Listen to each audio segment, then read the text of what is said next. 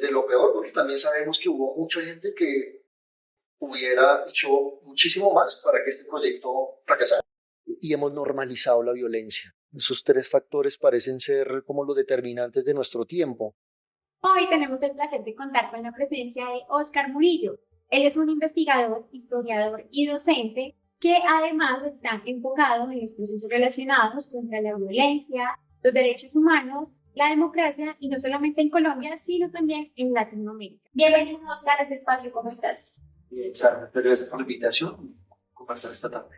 Claro que sí, Óscar. Para comenzar, cuéntanos qué te motivó. Porque no son vías paralelas. En realidad, digamos, cada vez siento que se ha hecho más integral, porque las preguntas que yo me hago desde el mundo de la academia y de la investigación un poco están en clave también de pensar ciertos problemas contemporáneos alrededor del medio ambiente y sobre todo, digamos, el impacto humano alrededor de eso. Entonces siento que no son como vidas paralelas, sino que cada vez son más armónicas el ejercicio de la docencia, la actividad comunitaria que yo desarrollo. Y creo que desde allí un poco me hago esas preguntas y las encuentro o intento encontrar respuestas en el ejercicio comunitario que hago. Listo, Óscar. Quisiera que también nos contaras en qué iniciativas ambientales estás, de cuáles haces parte y si lideras alguna actualmente. Yo básicamente me considero un promotor de la educación ambiental y entiendo básicamente por esta, tenemos un ejercicio que permita hacerse responsable primero de lo que consumes y segundo del residuo que eso genera y tercero del entorno que habitas. Y encuentro que esos tres factores principales básicamente se pueden desarrollar con mayor facilidad en la Paca de Gestora Silva. Creo que esos tres principios que son los que me movilizan a mí, digamos, se me encuentro en la Paca de Gestora como el lugar para realizarlos en un entorno comunitario de pequeña escala. Bueno, ya que tocas el tema de las pacas, hablemos acerca de eso, de qué son las pacas digitales. La Paca de Gestora Silva es básicamente una tecnología de tratamiento, recuperación y aprovechamiento de residuos orgánicos generados en casa, en una técnica que básicamente busca, mediante la fermentación y, digamos, el uso de un molde de material vegetal, digamos, evitar, primero, hacerse responsable, digamos, de lo que consumes en casa. Sí. Segundo, evitar que esto termine en el relleno sanitario miajuano. Hoy tenemos un relleno sanitario que es absolutamente obsoleto, que recibe por encima de las 1.000 toneladas diarias de residuos, entre orgánicos e inorgánicos. Y es básicamente un modelo, pues, digamos, obsoleto, privatizado y segregador. Entonces, un poco pensándose en eso, es que surgió la alternativa de gestión comunitaria y en pequeña escala de la Paca de Gestora Silva. Para decirlo de manera sencilla, la Paca de Gestora Silva es el mismo proceso que se hace con el queso con el vino. No pudre los residuos, sino que los fermenta. Y evita, digamos, que estos terminen llegando al relleno sanitario y gestionando en entornos comunitarios que permiten el encuentro paritario intergeneracional. Es un poco en grandes líneas lo que es una Paca de Gestora Silva. Óscar, y ya que trabajas con estas comunidades, ¿cómo han recibido ese trabajo que lideras? ¿Cómo de pronto han tomado conciencia? ¿Has notado esos cambios y esos efectos que ha tenido realmente esas iniciativas? Sí, yo creo que ha habido cambios. Pues, de entrada un poco hay que, digamos, desmitificar ese sentido de comunidad que entendemos un poco por esta, ¿no? A veces pensamos un poco que comunidad es como una especie de cosa pristina y muy transparente y no un campo de conflicto en el que se encuentran, digamos, distintas perspectivas de lo que es el bien común y el espacio público. Pero percibo que sí han habido logros importantes. Solamente un dato, digamos, para que tengas un poco alguna referencia, Teusaquillo es una localidad que tiene más o menos 77.000 hogares. Y en esos 77.000 hogares, la encuesta multipropósito, la última que se hizo en Bogotá, arrojó que el 14% de esos hogares no estaban clasificando residuos en la fuente, es decir, en sus casas propiamente, porque básicamente no sabían cómo hacerlo.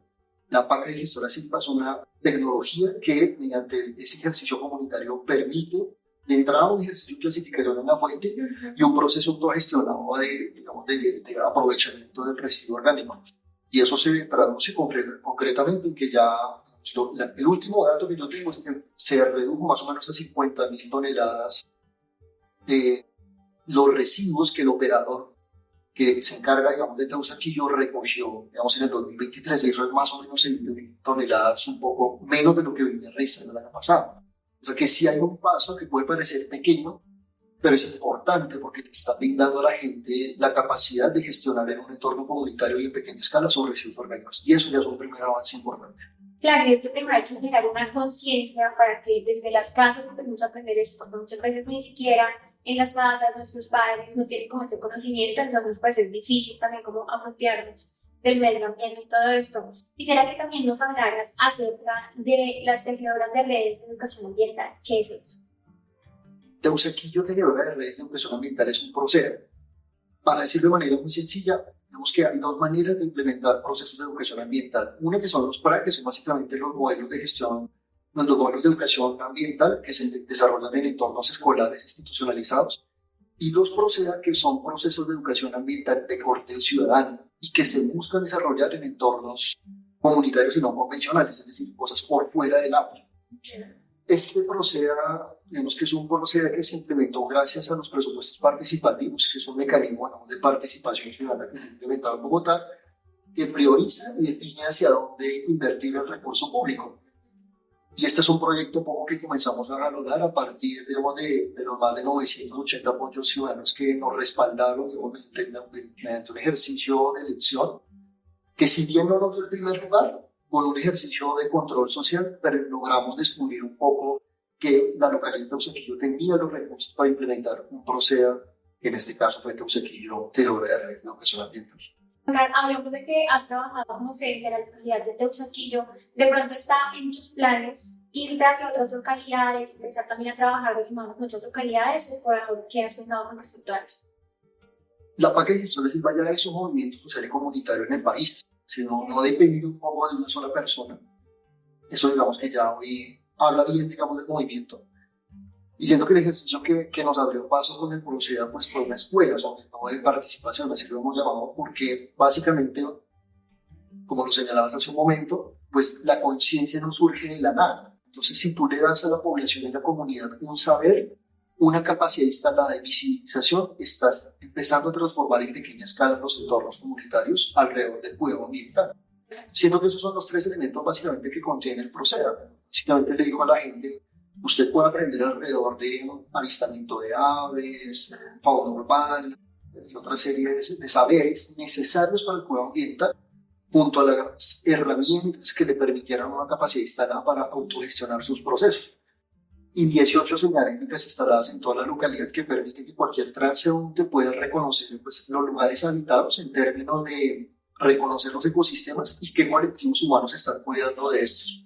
Claro, qué interesante, Oscar. Bueno, y en este recorrido que llevas ya un buen tiempo en este trabajo, quisiera que nos contaras cuál es el reto más grande que has tenido. Los retos muchísimos. Yo creo que PROCEA mostró, fue una suerte paradójica, porque fue una escuela de participación, pero la escuela de participación también implica que te enfrentas, digamos, al conflicto y cómo lo gestionas. Yo hoy lo puedo decir como con toda tranquilidad, siento que ese PROCEA permitió ver el verdadero rostro de muchas personas en la localidad de Teusaquillo, desde lo mejor hasta lo peor, Sí. qué sé yo. Desde lo peor, porque también sabemos que hubo mucha gente que hubiera hecho muchísimo más para que este proyecto fracasara. Claro. Pero también encontramos mucha gente que alrededor de los afectos y ese tejido comunitario que se fue creando entre procesos como Latinatas, los chicos de Stauneraki y procesos, digamos, alrededor de la PAC digestora, y vamos a sacar esto adelante. Y te encuentras un poco alrededor de los afectos y creo que esa es la mayor lección. Ver el verdadero rostro de la gente y a veces eso es necesario también. Claro, sí, qué interesante. También sabemos que eres historiador. ¿Cómo haces para utilizar esa profesión y a la vez también cómo ayudar un poco al medio ambiente con esto? Porque básicamente el cambio climático es ante todo un proceso antrópico que se ha generado a lo largo del tiempo. Es decir, los historiadores no nos hacemos preguntas por el pasado, sino nos hacemos preguntas por el tiempo y por la acción humana en ese tiempo. Y buscamos entender un poco los vestigios que la humanidad ha dejado para reconstruir determinados contextos. Entonces, siento un poco que el cambio climático también no puede explicarse desde una perspectiva que no sea temporal y que ponga, digamos, en contexto un poco este fenómeno desde inicios prácticamente de la revolución industrial hasta los procesos más contemporáneos. Entonces, digamos que es un poco esa perspectiva las que yo me hago todo el tiempo. Yo no dejo esto de ser historiador cuando termina la clase. Soy historiador todo el tiempo. Como te decía ahorita, también pienso que esto es falta de conocimiento, no solo de los ciudadanos, sino también de todas las personas que llegan a Bogotá de otras ciudades y de otros departamentos. ¿Qué crees que podemos hacer nosotros, de pronto las personas que no estamos tan sumergidas en estas iniciativas, pero qué podemos hacer para apoyar y colaborar con el medio ambiente? Creo que empezarse a cuestionar desde lo más pequeño de la vida cotidiana. ¿Qué estoy consumiendo? ¿Qué compro cuando voy al supermercado? ¿De dónde viene eso que compro en el supermercado? ¿Puedo realmente comprarme esa prenda que seguramente voy a utilizar? ¿O más bien pienso en reutilizar otra que seguramente con algún proceso de cuidado y de costura yo podría darle una segunda o tercera oportunidad? Eso es un poco pensarse esas lógicas de consumo y otras técnicas más esenciales como clasificación en la fuente, es decir, se poder separar plásticos, orgánicos, eso hacerlo, digamos, desde pequeña escala sirve, aunque digamos que enfrentamos hoy un gran reto porque hay una encuesta global que se hizo alrededor del tema del cambio climático, más de 30 países donde se elaboró esta encuesta y arrojó que 8 de cada 10 personas creían que el cambio climático era un asunto prioritario para la humanidad, pero solo 5 de 10 creían que había algo que hacer, es decir, la humanidad es consciente, pero es muy pesimista. Y el reto un poco de la educación ambiental es cómo hacemos para educar, no desde la lógica del miedo, sino pensando en darle también una esperanza a la gente, es decir, no diciéndole como el agua se va a acabar, porque en efecto puede pasar, sino un poco cómo hacemos para que entre todos y todas podamos realmente cuidar los entornos y poder valorar, digamos, el cuidado mismo de la vida. Ahí está un poco el reto de estos tiempos. Venimos a cuidar el agua, de pronto cuando ya hay un Claro. racionamiento, cuando ya entonces vemos que realmente los embalses están bastante bajos. Pero deberíamos hacer esto antes de que eso esté sucediendo, porque como decía, para nadie es un secreto el cambio climático tan fuerte que afrontamos. E incluso tenemos como el beneficio de aún tener agua porque países tan importantes como Europa, como París, pues el agua es muy escasa, entonces nosotros aún tenemos como el beneficio, entonces deberíamos como apropiarnos mucho más de eso y cuidarla. También hablabas ahorita un poco de la enseñanza, de la educación, eres también docente. ¿Cómo le inculcas esto a tus estudiantes? Yo creo que, pues, un poco las preguntas que yo incito en las clases busca pensarse básicamente los problemas contemporáneos. Y pensarse los problemas contemporáneos definitivamente pasa por analizar y observar este tema del cambio climático, porque ya no hay, digamos, primero de entrada no tenemos otro planeta, no hay planeta B, y busca un poco que los chicos y las chicas un poco se cuestionen alrededor, digamos, de lo que pueden hacer de manera cotidiana y cómo eso, que parece menor, realmente tiene un impacto global. Y busca un poco, digamos, como sembrar preguntas que inviten también a la esperanza, insisto. No se trata un poco de seguir educando desde la lógica del miedo, sino cómo hacemos para que la gente pueda entender y también desarrollar incluso mecanismos empáticos para comprender un poco estos fenómenos. Porque imagínate esto, imagínate que al frente de tu casa se parqueen más o menos 700 buses de manera diaria. Eso es más o menos el equivalente a lo que se supone recibe de manera diaria el relleno sanitario Doña Juana. Y así como lo dices tú, como que hoy ya descubrimos que nos falta el agua porque ya abrimos el grifo y ya hoy no sale. Y ya nos dijeron como determinados días no vamos a tener agua. Aquí supimos que teníamos un relleno sanitario hasta cuando hubo derrumbes y en efecto pues se convirtió esto en un problema ambiental para la ciudad. Es como que hasta que no tenemos el problema no reaccionamos, pero es una lógica también de la humanidad. O sea, la Declaración Universal de los Derechos Humanos, la humanidad se asesinó mutuamente en 2 guerras mundiales. Entonces es como, bueno, las preguntas que nos hacemos alrededor del tema de salud mental, que también han surgido otras cosas que no nos pensábamos, vemos que explorando un poco esto se fueron allanando otros caminos y siento hoy que estamos también abriendo un camino y es posible hacerlo, aún en medio de las dificultades es posible hacerlo. Entonces yo creo que el reto es la revolución de las pequeñas cosas funciona. Hay que hacerlo mucho más si nos unimos como ciudadanos, como personas que sabemos que todo esto al final son nos va a beneficiar a nosotros mismos, ¿no? Que no es fácil porque además también pues vivimos tiempos en que un poco con el tema de la pandemia y con lo que está ocurriendo en los cambios globales, vivimos tiempos de unas enormes incertidumbres, de crisis económicas. Siento que la gente vive en unas enormes incertidumbres, los gobiernos gestionan crisis y hemos normalizado la violencia. Esos 3 factores parecen ser como los determinantes de nuestro tiempo. lo que pasa en la Franja de Gaza, en Ucrania, crisis económica, la pandemia. Es decir, es como un poco eso, incertidumbres, gestión de crisis y normalización de la violencia. Pero ese es el reto un poco.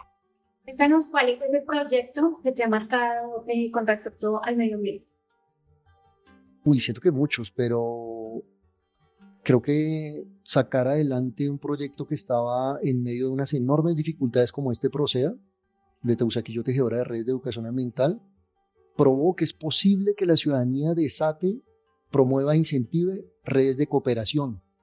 No hubiera sido posible 980 votos si no nos hubiéramos juntado alrededor del bien común. Y no hubiera sido posible que el proyecto fuera realidad en medio de tantas dificultades y errores que también cometemos, porque, pues, digamos, todos los proyectos son susceptibles de cometer errores, que los asumimos, los sacamos adelante, y creo que marcó un camino. Por eso insisto en que las revoluciones de las pequeñas cosas sí funcionan. El mecanismo de presupuestos participativos está pensado para intervenciones barriales. Este proyecto tuvo un alcance local. Este proyecto le dejó, digamos, a la localidad una capacidad instalada, le dejó un saber y le dejó una visibilización, ¿no?, de los entornos comunitarios y los entornos ecosistémicos. Y ese es un gran avance. Y también, pues, me marcó por esto un poco que estaba señalando hace un momento, y es que, pues, también ves lo mejor y lo peor de los seres humanos. Desde el oportunismo político que hubo y que trató de bloquear a como diera lugar este proyecto, hasta la gente que se juntó alrededor de los afectos para decir, no, vamos a sacarlo adelante, y lo hicimos realidad. Qué interesante. Por último, ¿qué mensaje le podrías dejar a las nuevas generaciones? ¿Cuál es la importancia del medio ambiente, de estar también atentos del cambio climático y cuidar de todo eso? Yo siento que salgo cada día, cada domingo a la Paca Digestora Silva y hago cada acción comunitaria pensando en que valga la pena mi paso por este planeta.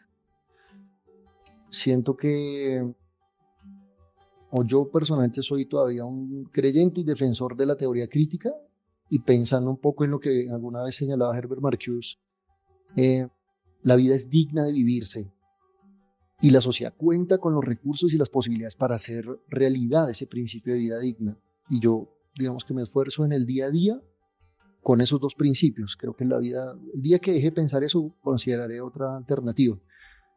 Pero en el entretanto creo que mi mayor esfuerzo es un poco que la vida valga la pena. Y para mí la vida vale la pena haciendo algo que transforme, aunque sea en pequeña escala, un entorno. Bueno, en una Paca Digestora estaría bien que nos encontráramos.